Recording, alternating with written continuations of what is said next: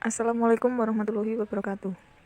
Kami dari kelompok Anatomi D3 Kebidanan Universitas Kusuma Surakarta yang beranggotakan 1. Safira Dinar Putri Pratami, 2. Intan Aprilia Ardini, 3. Pawestri Ayunintias. Di sini kami akan mempresentasikan video hasil diskusi dari kami. Assalamualaikum warahmatullahi wabarakatuh. Pengertian usus besar. Usus besar atau yang biasanya juga disebut kolon merupakan organ pencernaan lanjutan dari usus halus yang mempunyai fungsi sebagai penyerapan makanan yang tidak dapat diserap dalam usus besar. Usus besar atau kolon juga bisa menyerap garam mineral serta air sehingga bisa mengatur keseimbangan cairan di dalam tubuh. Dengan adanya penyerapan air tersebut, maka usus besar juga mempunyai peran dalam membentukkan konsistensi feses baik cairan maupun padat. Untuk diameter usus besar sendiri sekitar 6 cm dengan panjang sekitar 1,5 meter. Untuk sisa-sisa makanan yang melewati usus besar, kemudian berakhir pada bagian rektum sebagai muara dari usus besar atau anus. Berikut ini adalah bagian-bagian usus besar dan beserta fungsinya yang harus diketahui. 1. Sekum. Sekum merupakan bagian usus besar yang menghubungkan antara usus besar dan juga bagian kolon usus besar. Sekum berbentuk seperti kantung kecil. Sekum tersambung ke bagian usus kecil dan disambungkan oleh katup. Fungsi katup itu adalah sebagai pengontrol bahan yang menuju ke usus besar.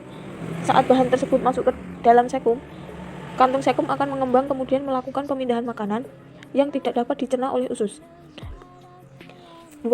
Usus buntu. Meski namanya usus buntu ini juga melekat pada sekum dan merupakan bagian dari usus besar. Usus kecil di dalam usus besar dan dijadikan sebagai antibodi di dalam tubuh manusia. Perkembangan zaman semakin maju namun membuat usus buntu dipandang sebagai sumber penyakit biasa. Berikut ini adalah fungsi usus buntu yang harus kita ketahui. 1. Sebagai sistem kekebalan tubuh sehingga dipercaya jika usus buntu diambil, sistem kekebalan tubuh manusia akan menurun. Sistem kekebalan tubuh manusia yang lainnya ada pada amandel. 2. Berperan sebagai sekresi imunoglobin. 3. Kolon. Kolon merupakan bagian terbesar pada bagian usus besar. Kolon terhubung pada bagian sekum yang terletak pada perut kanan bagian bawah. Kolon terdiri dari beberapa macam. Berikut ini adalah berbagai macam jenis kolon yang ada di bagian usus besar. 1. Kolon asenden.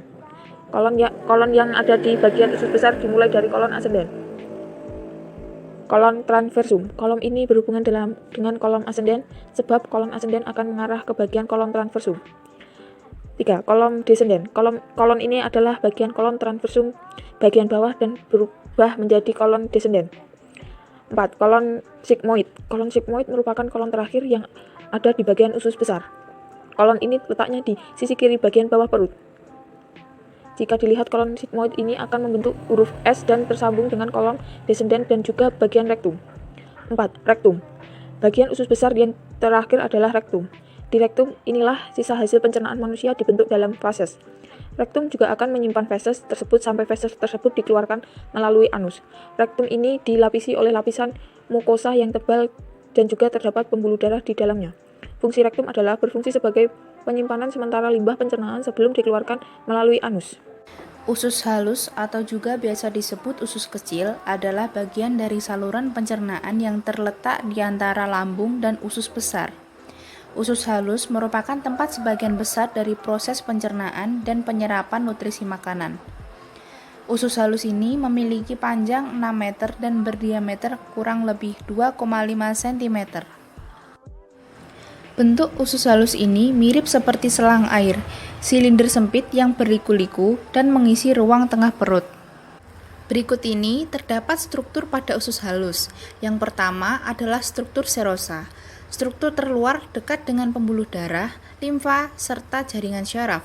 Struktur serosa usus halus berbentuk membran ikat yang disungkup oleh peritoneum visceral. Yang kedua ada struktur otot. Usus halus memiliki otot polos yang beraktivitas otomatis tanpa kita sadari loh. Ada 2 jenis serat pada otot, yakni serat otot longitudinal dan serat otot sirkuler. Dan yang ketiga adalah struktur submukosa.